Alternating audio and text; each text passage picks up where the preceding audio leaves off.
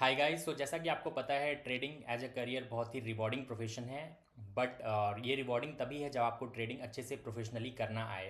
And इस channel पे मैं यही सिखाता हूँ। So without any further ado, let's get into the video.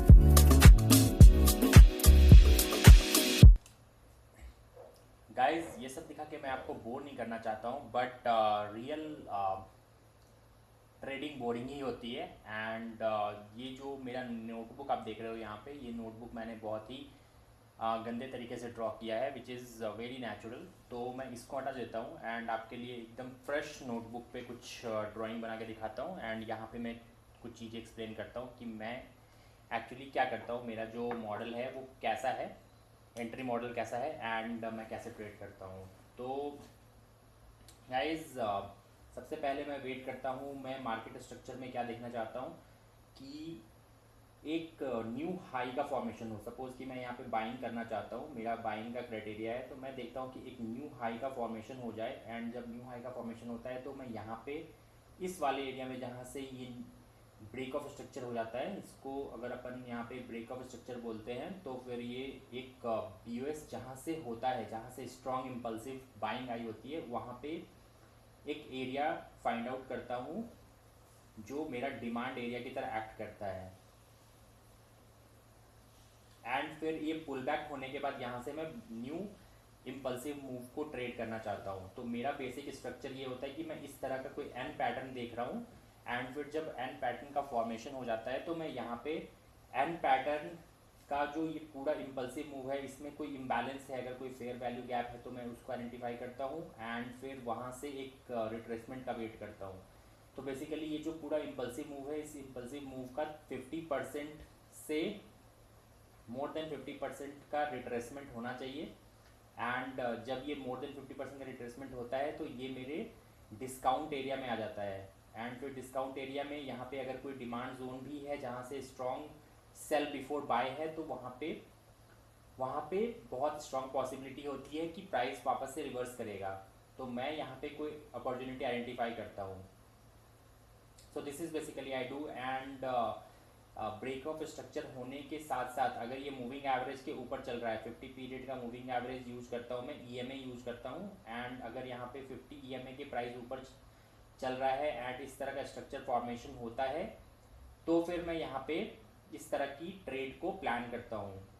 But इसमें और भी चीज़ें होती है। ये जो इम्पल्सिव मूव होता है, इसमें फेयर वैल्यू गैप होना चाहिए, मतलब इसमें इम्बैलेंस होना चाहिए। एंड ये जो पुल बैक हो रहा है, ये जो करेक्शन आ रहा है, ये करेक्शन बहुत ही स्टिफ नहीं होना चाहिए, ये थोड़ा स्लो होना चाहिए। एंड इसमें कुछ बाइंग वाले मूव भी आने चाहिए। एंड फिर यहाँ पे जो लास्ट का होता है, ये पीओआई होता है, ये डिसीजनल पीओआई बोलते हैं इसको स्मार्ट मनी में। तो ये पॉइंट ऑफ इंटरेस्ट होता है। पॉइंट ऑफ इंटरेस्ट होने के पहले यहाँ पे ये प्राइस कहीं से भी रिवर्स हो सकता है, but this is the end point जहाँ से प्राइस रिवर्स हो सकता है। तो मैं इस तरह की अपॉर्चुनिटी आइडेंटिफाई करता हूँ। यही मेरा बेसिक स्ट्रक्चर होता है। एंड मैं 1 आवर के टाइम फ्रेम पे एंड 4 आवर के टाइम फ्रेम पे मोस्टली स्विंग ट्रेड करता हूँ। एंड मैं 5 मिनट्स के टाइम फ्रेम पे या 15 मिनट्स के टाइम फ्रेम पे इंट्राडे करता हूँ। बट मोस्टली मैंने अभी इस पूरे वीक में एंड प्रीवियस वीक में स्विंग ट्रेड ही किया है। मैं आपको स्क्रीन पे लेके जाऊंगा अभी, एंड वहाँ पे मैं दिखाऊंगा कि मैं बेसिकली कौन कौन से ट्रेड्स मैंने लिए हैं इस पूरे वीक में एंड उसका आउटकम क्या रहा। तो let's go back to my screen and discuss further. So guys, जैसा कि मैंने एक्सप्लेन किया आपको कि मैं कैसे ट्रेड्स लेता हूँ, तो यहाँ पे यूएस ऑयल का चार्ट है। जैसा कि आप देख रहे हो कि ये प्राइस यहाँ पे 50 पीरियड मूविंग एवरेज के ऊपर ट्रेड हो रहा है। एंड ये टाइम फ्रेम 1 आवर का टाइम फ्रेम है। तो इस टाइम फ्रेम पे जब मैं आता हूँ तो मैंने देखा कि यहाँ पे एक सप्लाई ज़ोन है। तो ये सप्लाई ज़ोन को मैंने मार्क कर लिया, इसको आप रेजिस्टेंस भी बोल सकते हो। तो ये रेजिस्टेंस को मैंने मार्क कर लिया। एंड गाइस, यहाँ पे क्या हो रहा है ना कि पहले ब्रेकअप स्ट्रक्चर हुआ था, तो बहुत सारे लोगों का एंटिसिपेशन ये होता है कि ये ब्रेकअप स्ट्रक्चर हुआ है एंड ये इम्पल्सिव मूव के बाद यहाँ पे एक ये वाला एक करेक्टिव मूव चल रहा है एंड वापस से इम्पल्सिव मूव कंटिन्यू होगा नीचे की तरफ। बट अभी तक यहाँ पे स्ट्रक्चर शिफ्ट नहीं हुआ है। तो जैसा कि आप देख सकते हो कि ये जो फॉर्मेशन है, यहाँ पे कहीं पे भी अभी तक चेंज ऑफ कैरेक्टर नहीं मिला है नीचे की साइड। तो इसलिए it's not a wise decision to go short in US oil presently. but considering the given situation this is there is a breakout here. तो जब यहाँ पे ब्रेकआउट हो गया, आई I मीन जब यहाँ पे एक ब्रेक ऑफ स्ट्रक्चर हो गया, इसको मैं ब्रेक ऑफ स्ट्रक्चर ही कंसिडर कर रहा हूँ, इवन इफ़ कि यहाँ पे रेजिस्टेंस से ही ये प्राइस रिजेक्शन होके नीचे आया है, बट स्टिल मैं इसको कंसिडर कर रहा हूँ कि यहाँ पे बहुत सारे लिक्विडिटी, पूल ऑफ लिक्विडिटी हो गई है। तो प्राइस का क्या बिहेवियर हो सकता है यहाँ से, एंटिसिपेशन ये है कि ये एक ब्रेक ऑफ स्ट्रक्चर हो गया एंड फिर यहाँ पे एक डिमांड जोन था जहाँ से कि ये ब्रेक ऑफ स्ट्रक्चर कॉज हुआ। तो मैं यहाँ पे एक डिमांड जोन पे ही अपना बाइंग एंट्री प्लान कर रहा हूँ एंड ये जो मूविंग एवरेज है 50 पीरियड का मूविंग एवरेज, ये भी एज ए कॉन्फ्लुएंस एक्ट हो रहा है।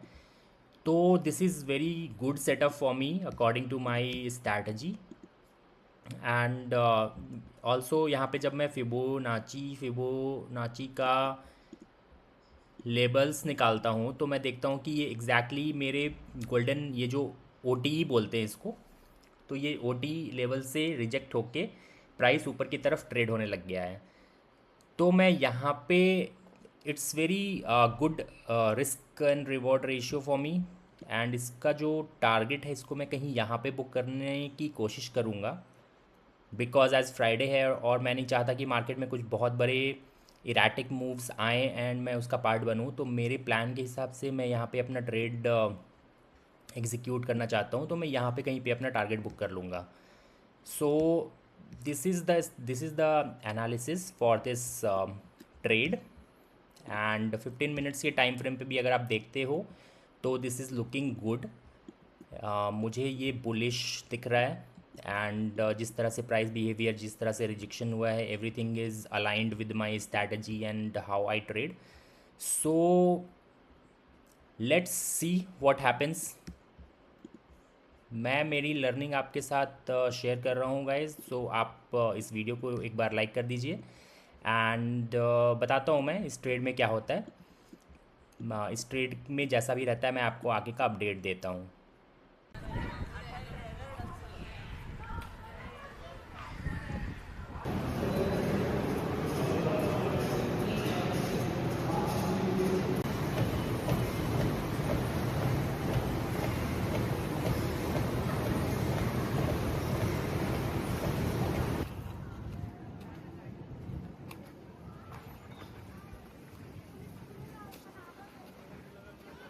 सो गाइज, आप कितनी भी अच्छी एनालिसिस कर लो बट 100% एक्यूरेसी किसी का नहीं होता है। एंड यूएस ऑयल के ट्रेड में हमारा स्टॉप लॉस चला गया है।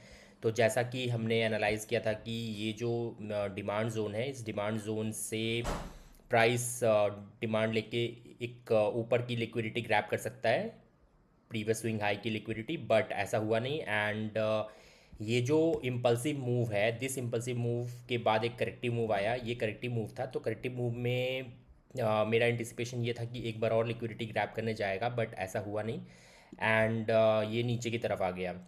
तो अभी भी ये डिमांड जोन इंटैक्ट है। जब तक ये डिमांड जोन के नीचे प्राइस नहीं आता है तब तक यहाँ पे शॉर्ट की एंट्री प्लान नहीं हो सकती है। बट ये जो इम्पल्सिव मूव आपको दिख रहा है, ये वाले जो इम्पल्सिव कैंडल्स बने हैं, रेड कैंडल्स, तो ये सारे जो कैंडल्स हैं, ये कैंडल्स शो कर रहे हैं कि ये कहीं ना कहीं नीचे ही जाना चाहता है। स्टिल कंफर्मेशन का वेट करना बेटर रहेगा। जब तक प्राइसेस के नीचे नहीं जाता है तब तक हम यहाँ पे शॉर्ट की एंट्री प्लान नहीं कर सकते हैं। But one more thing guys, so यहाँ पे जो एक मूव आया था लास्ट में, ये वाला जो मूव था, this move will act as a supply zone now. And यहाँ पे ऑलरेडी एक सप्लाई जोन था जैसा कि मैंने अभी एक्सप्लेन किया। तो ये सप्लाई जोन से रिजेक्शन लेके प्राइस नीचे की तरफ आने लग गया एंड वापस एक यहाँ पे छोटा सा सप्लाई जोन क्रिएट हो गया। तो अभी पॉसिबिलिटी ये है कि प्राइस इसके नीचे आए एंड नीचे आने के बाद ये अपना स्ट्रक्चर चेंज कर देगा, चेंज ऑफ कैरेक्टर हो जाएगा एंड उसके बाद यहाँ से कहीं से सप्लाई लेकर प्राइस नीचे की तरफ आ सकता है। This is the next potential move or possibility US oil can give you. So this is how it is. Now coming back to our banger trade for the week, which is Bitcoin. So bitcoin के trade में मैंने previously explain किया था मेरे last video में, अगर आप जाके देखोगे तो वहाँ पे मैंने एक्सप्लेन किया था कि कैसे मैंने ब्रेक ऑफ स्ट्रक्चर होने के बाद ये ट्रेड को प्लान किया था, एंड इस वीक में मैंने इसमें काफ़ी अच्छा प्रॉफिट भी बुक किया। सो गाइज इसमें क्या होता है, इसको मैं 4 आवर के टाइम फ्रेम पे मैंने प्लान किया, एनालाइज किया, एंड उसी के अकॉर्डिंग ट्रेड भी किया था। तो इसमें क्या होता है कि ब्रेक ऑफ स्ट्रक्चर होता है, एंड यहाँ पे जो रेजिस्टेंस एरिया था वो थोड़ा ऊपर की तरफ था। तो रेजिस्टेंस एरिया तक प्राइस गया था, बट यहाँ पे रेजिस्टेंस एरिया को टच नहीं कर पाया था। यूएस ऑयल में उसका अपोजिट हो गया। यूएस ऑयल में एक्चुअली ये जो रेजिस्टेंस एरिया था ये कुछ ज़्यादा ही ज़ोर से एक्ट कर गया। Anyways, coming back to Bitcoin. Bitcoin में जब ये वाला ब्रेक ऑफ स्ट्रक्चर हो जाता है तो मैं यहाँ पे कहीं पे वेट कर रहा था। यहाँ पे मैंने वीडियो बनाया था, लास्ट वीडियो, जहाँ मैंने एक्सप्लेन किया था कि यहाँ से मैं एक पोटेंशियल बाइंग अपॉर्चुनिटी देख रहा हूँ, एंड ये जो 50 पीरियड का मूविंग एवरेज है 4 आवर के टाइम फ्रेम पे, इसके ऊपर से ही प्राइस रिजेक्शन लेकर कंटिन्यू करने लग गया, ट्रेड करने लग गया इसके ऊपर। तो यहाँ पे कहीं पे मैंने मेरी एंट्री प्लान की थी, स्टॉप लॉस इधर ही कहीं लगाया था, एंड मेरा जो टारगेट था वो प्रीवियस स्विंग हाई के ऊपर की लिक्विडिटी को टेक आउट करने का प्लान था। तो ये वाला ट्रेड बहुत ही अच्छा रहा। इस वीक में जितने भी जो भी प्रॉफिट्स हुए उसमें से एक छोटा सा प्रॉफिट लॉस इसमें चला गया यूएस ऑयल में, जैसा कि आपको ऑलरेडी एक्सप्लेन किया मैंने। तो अभी for now this is how it is, and मैं प्लान करूँगा और भी वीडियोस बनाऊँगा जिसमें कि मैं और भी नई नई चीज़ों को एक्सप्लेन करूँगा, जो मेरी नॉलेज है, जो मेरी लर्निंग है, उसको मैं आपके साथ शेयर करूँगा। So all right guys, see you in the next video. Thank you for watching.